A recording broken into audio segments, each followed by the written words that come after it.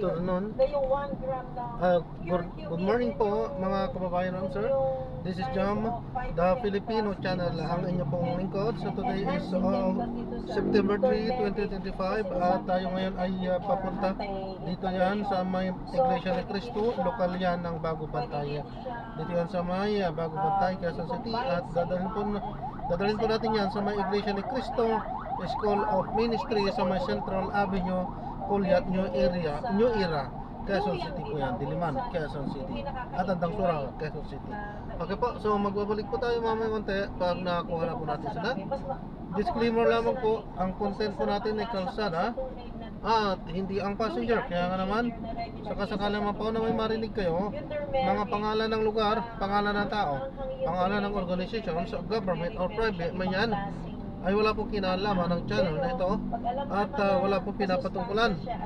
Lahat po ng pinag-uusapan dito ay pawang dito lamang po yan sa loob at wala pong pinapatungkulan sa labas. So just 1 gram ng curcumin, no, ay magpapababa talaga ng metabolic syndrome ng isang tao. Ibig sabihin, magbe-benefit yung mga tao na may arthritis, may diabetes, may cancer, may heart disease, o merong pamamaga, no? Kung Babalik po ano tayo man ang mamaya. pamamaga nila nakalagay sa mga sahig lang, no? Magpunta ka sa palengke, yung mga saba nakalagay sa sahig, nakapatong dito sa mga, minsan dito sa may malalapit sa daan, no? Mag-ingat po tayo, so sana maging responsible ang bakada isa sa atin para yung mga gulay at prutas natin ay maalagaan talaga natin ng mainam at hindi maging factor ng, yan nga, katulad ng acute gastroenteritis na tinatawag natin, o kaya yung pananakit ng tiyan, o kaya yung pagkakaroon ng contamination. So, hindi lamang po paan natin ang iingatan natin sa leptospirosis. Pati ang mga gulay natin, ang mga prutas sa palengke, talagang kailangan po natin yung ingatan na hindi makontaminate ng tubig baha. Alright, thank you so much, Doc. So, paano pala pag ito po, ang napapansin ko lang, mahilig tayong maghugas ng ating mga gulay at maghugas ng ating mga prutas. Pero from the tap water din naman to, tapos the water just stays there, at okay, kinakain natin. Pero hindi naman po masyadong nagkakaroon ng anything sa ating katawan. How is that so far? Meron ako best good news. Ewan ko nga kasi, one of my friends, ang isa sa kaibigan ko, engineer siya na dito yung water supply natin, yung Nawasa? table water. Oo. So sila, ang project nila, buong Metro Manila. Tapos na sila dito sa Pasay. Kaya kahapon kausap ko siya.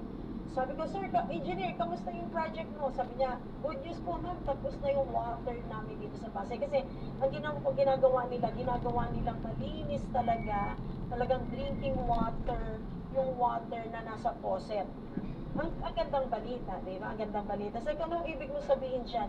Basta kami, sinusure namin na yung tubig sa mga, yung supply of water na mapupunta sa mga bahay is good enough for drinking. Ngayon, ang contamination na lang, baka merong leak yung mga individual na pupunta sa bahay nyo, pero major na sila yung source, talagang sinisikap nila. So, right now daw, tapos na sila dito sa area natin. At tapos na rin yung ibang mga area sa Metro Manila. Yan ang maganda. Kasi, ibig sabihin, yung tanong mo kanina, Pastor, na how about yung mga tubig na sa gripo natin, hugasan natin yung fruits natin, hindi po kailangan mga badyan. Mga papaalam pala po tayo pinakadaskan po natin. Ano ha? Magre-record po yan. Ginagawa naman ng paraan na hindi at i-upload ko sa aking YouTube channel. Contaminated water. Pero syempre, if Opo. you are smart enough, you can also put Babakasakali. Ano pong YouTube niyo kahit po? simple gadget Jam the for Filipino your channel.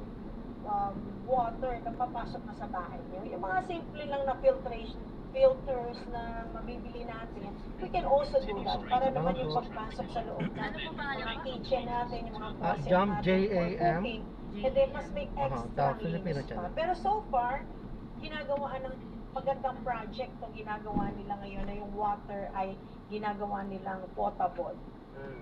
So, ibig sabihin nga naman talaga, no? Kita niyo na? Jam the Kaso Filipino alam ko channel. meron Oh, pa rin po. Jam Pero the Filipino I channel. really appreciate then the works of our friends. Basta kung may amoy, baka, dito na ba sa Pasay yan? Yan, 1.9 so, yung parang amoy Yan. chlorine K siya. na po yung ano Ah, yun, opo. subscribe. Kaya kailangan yung maglagay ng simple filters para pagpasok sa kitchen nyo. Kasi sila nagpo-provide. Kaso yung mga tubo natin minsan, baka may detect na, di ba? Going to our house, yung supply na papasok sa atin. So, maglagay pa rin kayo ng little filter. Tapos, ang ginagawa natin dyan, if you're not really that sure na baka contaminated, yung gulay nyo talaga, iluto nyo. Okay, iluto nyo or buhusan nyo ng mainit na tubig para naman talagang sure na sure. Pero so far, pag binalatan mo naman siya, Araw-araw then yung po ito, pagbabalat natin Opo. ng Araw-araw po. gulay at lalo-lalo pa yung fruits. Minsan, pagka Kailangan ano, hugasan muna. kami pagka ng medyo internet, makinis. Pagbalat nyo na ganyan, ingatan nyo matatransfer lang sa kinabukasan yung dami aalis nito. ng balat, hindi talaga yung kamay nyo yung umiikot sa maraming space ng fruits. May technique tayong pwedeng gawin so that we can really save yung prevent yung contamination sa pagkain. Okay, tama nga naman. Alright, thank you so much, Doc. Muli po mga kaibigan, kung meron pa kayong mga katanungan, pwede kayo mag-type sa ating numero 0918-944-7891. Muli po sa 0918-944-7891 at sa atin naman po mga live listeners sa atin pong Facebook Live ay pwede rin po kayong mag-comment live sa ating pong programa. Doc, meron po pala tayong katanungan dito. Okay lang po ba ang nuts na dry may omega pa rin? Yeah, basta ano pong nasa, huwag lang maangkan ha. Yun pong mga nuts na sariwa, na fresh, na walang angka. Kasi pag may maanta po, merong lalo pa kung peanut, baka may aflatoxin, no? So, piliin lang po natin yung magandang quality. Alright, Doc, may epekto daw po ba ang mga dairy products sa inflammation? Ayan. May mga kanina, di ba Pastor, pinag-uusapan natin yung anti-inflammatory foods. Meron din po tinatawag na inflammatory foods. Siguro sa susunod, yun naman ang pag-uusapan natin. Yung mga dairy products, lalong-lalo pa yung sugary dairy products, that can really, for sure, will increase the inflammation. So, iwas-iwas din po. Kung magde-dairy kayo, make sure na yung dairy nyo ay gagamitin nyo to enhance your other foods, hindi lang talaga as in dairy na parang dairy lang yung kukunin nyo, no? Again po, merong mga pagkain na pagka lalo pa kinain mo ng mas marami can actually increase the inflammation. Dairy, ano ba ang dairy natin? Milk and eggs, yan ang mga dairy products natin. May mga tao na kinakain nilang kanin at itlog forever. So, hindi po siya ang magbibigay sa inyo ng good health. So, ito po ay hindi ko naman sinasabi na strict na wag kasi for some of our listeners, baka yun na lang ang natira sa kanilang pagkain. Halimbawa, hindi makain yung ampalaya na, ampalayang mapait kung walang itlog. Diba? Pero again, we can minimize that one. No? Kasi, again po, meron mga pagkain na tinatawag tayong inflammatory, no? Hindi lang po to dairy, kundi pati yung mga piniritong pagkain, yung mga processed foods like bacon, ham, smoked, cured meats, yung mga hot dogs, at tinatawag natin mga sausages, mga chips, mga candies, artificial flavored na mga cheese crackers, yung mga refined carbohydrates as bread and pastries, and refined grains, mashed potato flakes, yung mga tinatawag nating mga ultra-processed, yung mga sinasabi nating mga sugary beverage, sugary snacks, and sugary beverages, yung mga energy drinks, soda, sugary desserts, sugary breakfast cereals, yung mga foods high in high fructose corn syrup, hindi lang basta asukal lang nilagay, kundi yung high fructose corn syrup, yung foods high in trans fat, high in sodium, high in additives, no? Mga alcoholic beverages. Yan po lahat sila. Kasama sila ng Pwede pala din dito, no? dairy Dito products. naman. So again, Pastor, we have seen today, ito yung mga grupo ng mga foods that will increase decrease inflammation. Ito naman yung mga halamang pagkain that will decrease inflammation. And that's so easy to remember. Ayun, thank you so much, Doc. At napakaganda po ng ating po na pag-usapan ngayon with regards po sa ating pong programang The Healing Wonders of Diet patungkol sa inflammatory foods. Yeah, maybe we're going to talk about yung mga inflammatory foods naman po, Doc. Say, kasi may patay tanong ko dito about processed foods, Doc, like yung canned foods. Ayun nga po, kung nabanggit natin kanina, sardinas could be a good source of omega-3 fatty acids. Pero tanong po dito ay, paano daw po yung sardinas na nakakan? Does it still have the same effect? Or may effect man, onti na lang, mas malaki yung adverse effects po ng pagkain ng canned foods like sardines, Doc?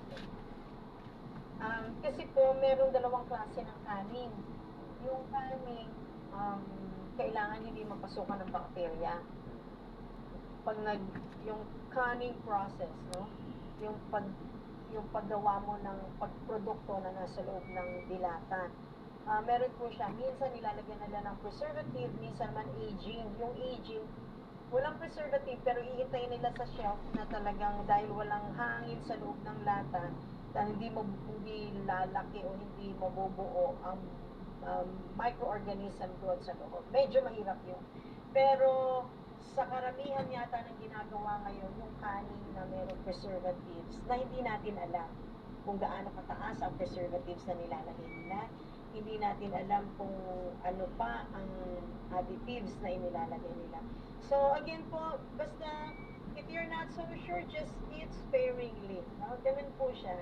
Pag talagang favorite nyo ang sardinas, siguro huwag naman araw-araw, no? Yung paminsan lang, no? At just for you to be happy. But when it comes to healing, talagang babalik at babalik talaga tayo sa halamang pagkain. Kasi po ako naman, ayoko naman sabihin ng no. Kasi the moment I say no, lalo nakakainit. So, sige, to your heart's content. Pero sparingly, yeah, you can do that. And kung konti lang naman, pwede, no?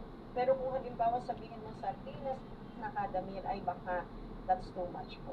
Alright, thank you so much, Doc. At ayan nga po ang ating pong programa ngayon sa oras po na ito. Yeah, we don't have that much time, Doc Leslie. Kaya po, anything that you want to say to our listeners po before we end our live program, Doc Leslie? Ang maganda po sa anti-inflammatory foods ay mahirap kasing i-measure yung anti-inflammatory. Ibig sabihin, we need really blood test para makita natin yung inflammatory marker nyo. Pero meron po akong isang gustong sabihin sa inyo na kahit na wala tayong inflammatory marker test, malalaman yung kumain kayo ng anti-inflammatory food. Alam nyo kung ano yun?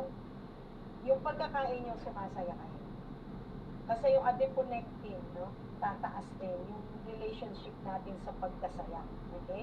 So, ayan po ang message na ibibigay ko sa inyo. Kainin natin ng halamang pagkain, hindi lang po ito nagbibigay ng anti-inflammatory compounds, pero mararamdaman nyo na sasaya kayo pag kumain kayo ng fruits and vegetables. God bless po. Ayan, maraming salamat, Doc Leslie. Nakita natin mga kaibigan na sa oras na ito may mga pagkain na hindi lang basta nagbibigay ng lakas, kundi nakakatulong din upang labanan ang pamamaga sa ating katawan. Kapag inalagaan po natin ang ating pagkain at inalalayan ito sa pamamagitan ng pagkain na nakakatulong sa ating kalusugan, mas nagiging handa tayong maglingkod sa Diyos at sa ating kapwa. Sabi nga po sa Jeremias, Kabanata 33, talatang 6, narito, akin silang pagagalingin at bibigyan ng kagalingan, at aking ipapakita sa kanila ang kasaganaan ng kapayapaan at katotohanan. Gaya ng mga pagkain na mapagpapagaling sa ating katawan, ang Panginoon ay nagbibigay ng kagalingan sa ating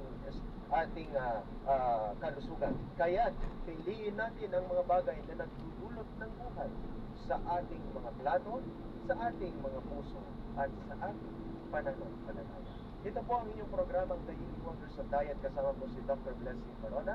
Maraming salamat sa inyong pagsama sa amin at naway pagpalain kayo ng Diyos sa kalusugan, kapayapaan at kasiglahan sa araw-araw. Ako po muli ang inyong Peter Kyle na lagi po at muli nagsasabing si Jesus lamang ang kailangan mo.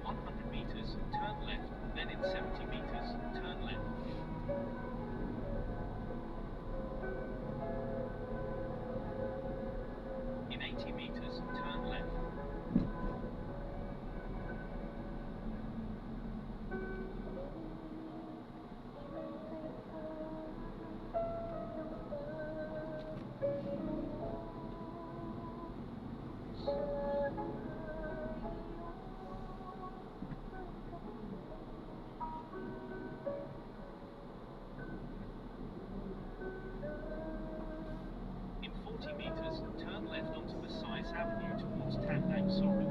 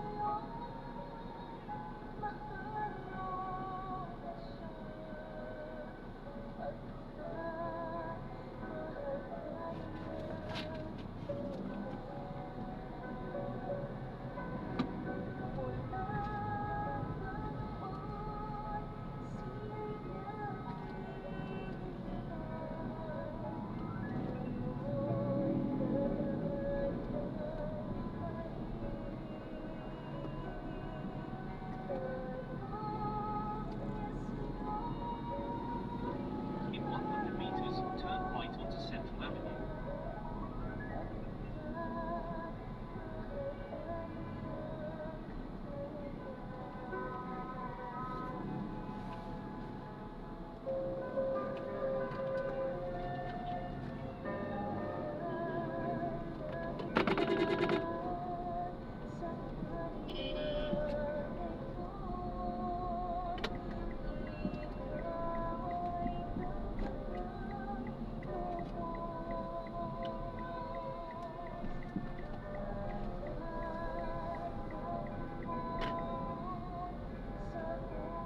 Continue for 1 kilometer, then turn left.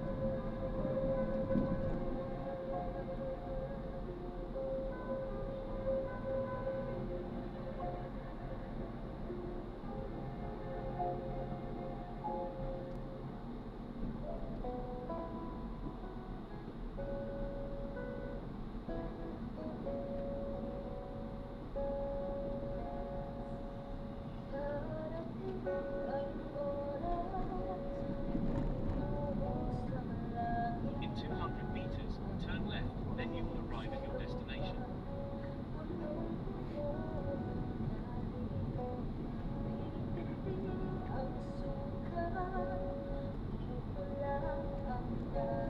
In 90 meters, turn left.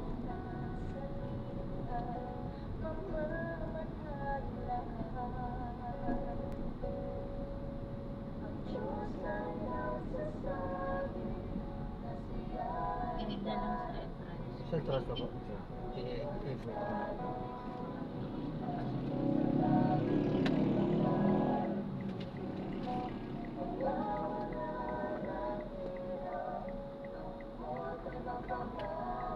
You have arrived at your destination.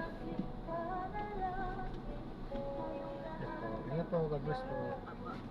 Ako yan. Salamat po.